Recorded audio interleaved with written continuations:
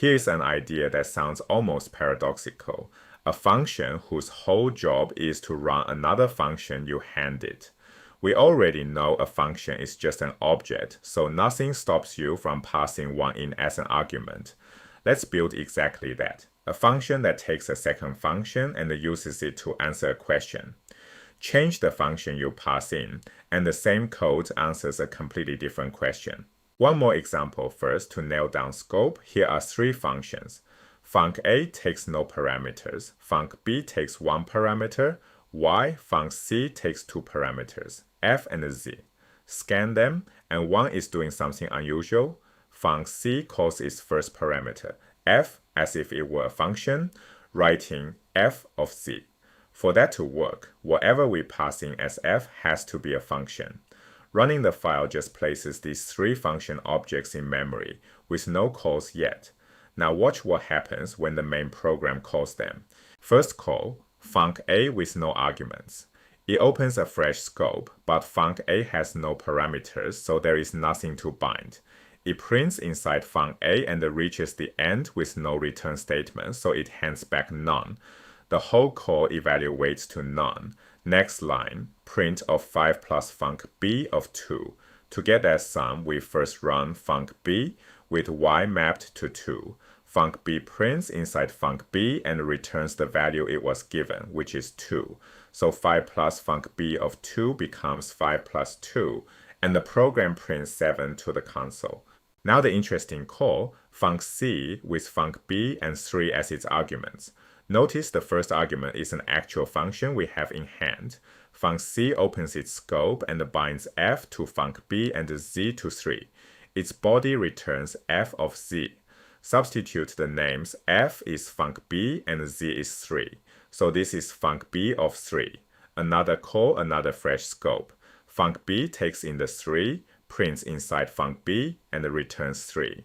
That 3 flows back, so func C returns 3 to the main program. And here is the key point about scope. The instant a call returns, every variable it created is wiped out. Func B's scope is gone, and so is func C's. Now your exercise. Write a function named apply that takes two parameters. The first is criteria, a function that takes an integer and returns a boolean, true or false. The second is n, an integer. Apply should tell me how many numbers from 0 to n satisfy that criteria. In other words, hand each number from 0 through n to the criteria function and count how many come back true. To make it concrete, we will feed it is even, a function that returns whether a number is even over the range 0 through 10. Let's build it. We want to touch every number from 0 through n, so we loop. For I in range of n plus 1. We say n plus 1, no n, because range stops 1 short, and we want to include n itself. To apply the criteria to each value, we simply call it criteria of I. That name, criteria, will stand in for whatever function was passed in, and it returns a boolean. Now what do we do with that boolean? If it is true, we count it. Otherwise, we do nothing. So we start count at 0 before the loop, and whenever criteria of I is true, count increases by 1. After the loop is done, we return count.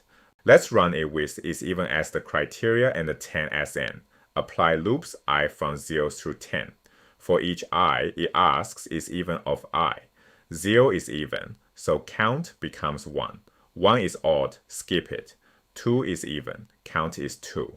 Skipping the odds and counting the evens, the values that pass are 0, 2, 4, 6, 8, and 10. 6 numbers in all. So apply of is even and 10 returns 6. Notice we never mentioned even numbers inside apply. Apply just calls whatever criteria it was handed. Here's what makes this powerful. I can write any criteria I like. Say it's 5. It takes a number and returns true only when that number is equal to 5. It still takes an integer and returns a boolean, so apply accepts it happily. Call apply with is 5 and 10, and now running the very same apply code, only one value between 0 and 10 passes, 5 itself, so it returns 1. Same loop, same counting. A different question just by swapping the function we passed in. Step back and see the pattern. Functions are objects in Python, so you can manipulate them like any other object. Pass them into a function, return them from a function, or bind the second name to the same function body. That is what let apply take a criteria and run it.